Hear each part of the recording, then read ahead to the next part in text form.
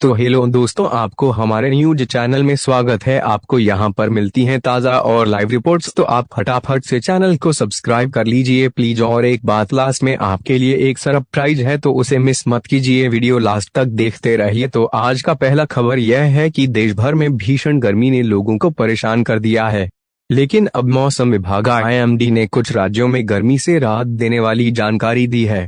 मौसम विभाग की माने तो उत्तर पश्चिमी भारत के कई राज्यों में आज से मौसम करवट लेने वाला है। राजस्थान, पंजाब, हरियाणा समेत उत्तर पश्चिमी भारत के कई राज्यों में बारिश और धूल भरी आंधी की संभावना है।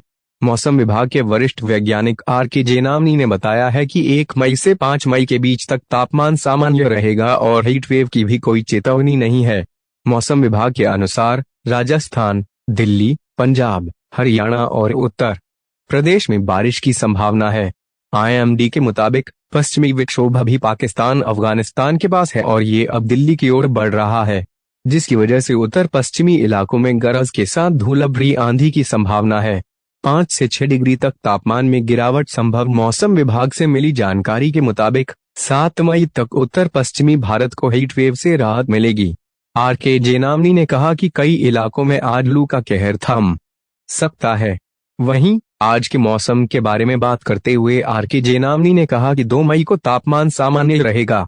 ताज़ा डेटा के मुताबिक कुछ इलाकों में तापमान में 5 से 6 डिग्री सेल्सियस की गिरावट देखी गई है। हालांकि पश्चिमी राजस्थान और विदर्भ में लोगों को अभी लू और गर्मी से राहत नहीं मिलेगी। इन इलाकों में अधिकतम तापमान 45 डिग्री सेल्सियस रह सकता है। साथ ही इन इलाकों के लिए ऑरेंज अलर्ट भी जारी कर दिया गया है। पिछले कई हफ्तों से गर्मी और लू से जूझ रहे राजस्थान, पंजाब, हरियाणा, दिल्ली के लिए मौसम में बदलाव राहत लेकर आएगा। बता दें, मौसम विभाग के अनुमान के मुताबिक 15 मई से मानसून की शुरुआत हो सकती है। भारतीय जीवन बीमा निगम LIC का IPO 4 मई से ओपन होने जा रहा है। इस IPO में रिटेल निवेश रिटेल इन्वेस्टर 9 मई तक अप्लाई कर पाएंगे। सरकार को उम्मीद है कि इस IPO में रिटेल निवेशक बढ़ चढ़ कर हिस्सा लेंगे। इनमें अधिकतर निवेशक ऐसे होंगे जो पहली बार किसी IPO में पैसे लगाएंगे। लिखा IPO का प्राइस बैंड 902 रुपए से 949 रुपए प्रति शेयर तय किया गया है। लिखे IPO में अप्लाई के दौरान निवेशकों को कैटेगरी के चयन में दिक्कतें आ सकती हैं, खासकर उनके लिए जो पहली बार IPO में अप्लाई करने वाले हैं, क्योंकि इस IPO में अप्लाई के दौरान इन्वेस्टर टाइप में आपको 3 विकल्प मिलेंगे। लिखा IPO में निवेश के तरीके। आइए आपको लिखा IPO में निवेश के आसान तरीके बताते हैं, जिससे आप केवल 30 सेकंड में सही कैटेगरी का चयन कर IPO में अप्लाई कर सकते हैं। किसी भी IPO में अप्लाई के लिए आपके पास डीमैट अकाउंट डैमट अकाउंट होना जरूरी चाहिए। जब आप किसी भी ब्रोकरेज हाउस के डीमैट अकाउंट से लिख के IPO में अप्लाई करेंगे, तो आपको इन्वेस्टर कैटेगरी चुनने के दौरान 3 ऑप्शन मिलेंगे। दोस्तों, हमारा तीसरा खबर यह है कि पाकिस्तान के पूर्व प्रधानमंत्री इमरान खान को बड़े बेआबरू होकर सत्ता गंवानी पड़ी थी। इमरान की सरकार के खिलाफ आए अविश्वास प्रस्ताव के बाद जब सरकार गई, तब नवाज शरीफ के भाई शहबाज शरीफ पाकिस्तान के नए प्रधानमंत्री बने। शहबाज की ताजपोशी के बाद से ही इमरान खान ने शरीफ बंधुओं के खिलाफ मोर्चा खोल दिया और शरीफ बंधु चोर हैं का नारा हर मंच से बुलंद करते रहे। अब यही इमरान के गले की फांस बन गया है।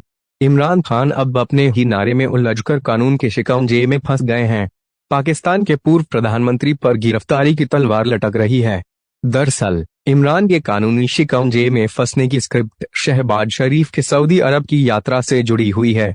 पाकिस्तान के प्रधानमंत्री शहबाज शरीफ पिछले दिनों सऊदी अरब की यात्रा पर गए थे। शरीफ के साथ उनके कैबिनेट के साथी मरियम औरंगजेब और नेशनल असेंबली के सदस्य शाहजैन बुगटी भी थे। पाकिस्तानी प्रधानमंत्री शहबाज शरीफ जब मदीना की मस्जिद नबवी में एंट्री कर रहे थे, तभी लोगों ने नारेबाजी शुरू कर दी। 5 पाकिस्तानी नागरिकों ने प्रधानमंत्री को देखकर चोर चोर और गद्दार के नारे लगाए। सऊदी अरब की पुलिस ने 5 पाकिस्तानी नागरिकों को उसी समय गिरफ्तार कर लिया था, लेकिन अब इस मसले ने पाकिस्तान में अलग रंग ले लिया है। पाकिस्तान के सूचना मंत्री ने इस घटना के लिए इमरान खान को जिम्मेदार ठहराया था। इमरान खान समेत 150 पर ईशनिंदा का केस। इसी मामले को लेकर फैसलाबाद में नईम भट्टी नाम के एक नागरिक ने इमरान खान और उनके करीबी नेताओं के खिलाफ पुलिस को शिकायत दी है।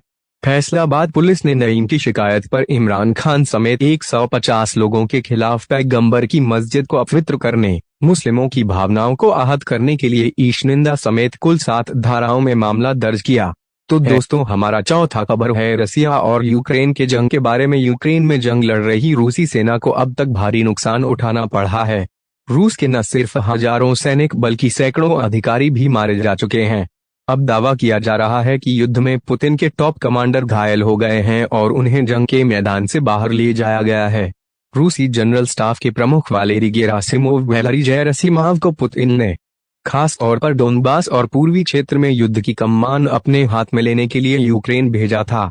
कुछ अपुष्ट रिपोर्ट्स में दावा किया जा रहा है कि 66 वर्षीय गेरासिमोव यूक्रेन के खार्किव क्षेत्र के इज्यूम शहर में घायल हुए हैं, जो सबसे भीषण लड़ाई का केंद्र है। दूसरी खबरों के मुताबिक इसी इलाके में रूस के नवे general major general Andrei Simonov भी मारे गए थे। मिरर के मुताबिक रूस के एक अनाधिकारिक और अपुष्ट सूत्र ने बताया कि गेरासिमोव के दाएं पैर का ऊपरी हिस्सा एक धमाके में घायल हुआ है, हालांकि उनकी हड्डी फ्रैक्चर नहीं हुई है।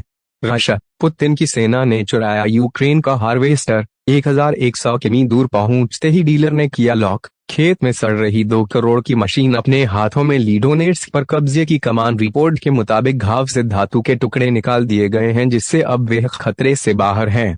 यूक्रेनी सरकार के अधिकारी एंटोन गेराश्चेंको ने दावा किया कि इज्यूम पर हमला उसी जगह पर हुआ जहां गेरासिमोव मौजूद थे। उन्होंने कहा कि गेरासिमोव खुद डोनेट्स्क के शहर स्लावियांस्क पर हमले का नेतृत्व करने के लिए आए थे।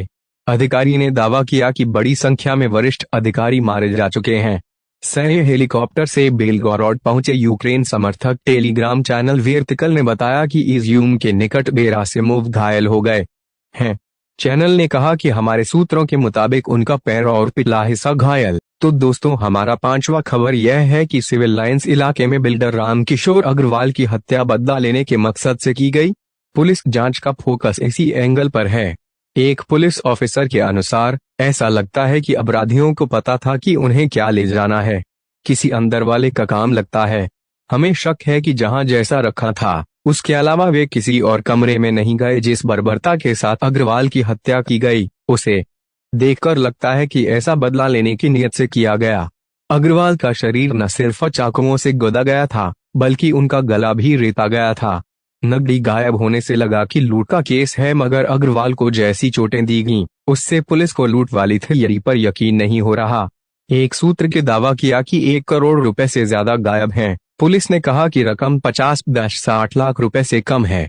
हत्या से इलाके में सनसनी है। इसी इलाके में मुख्यमंत्री अरविंद केजरीवाल का घर भी है। दोस्तों, आज के लिए बस इतना ही। तो आप जल्दी से इस क्वेश्चन का आंसर दीजिए और पाइए मिस्ट्री रिवार्ड्स। सिंधु घाटी सभ्यता के महत्वपूर्ण स्थल डाबरकोट की खोज किसने और कब की?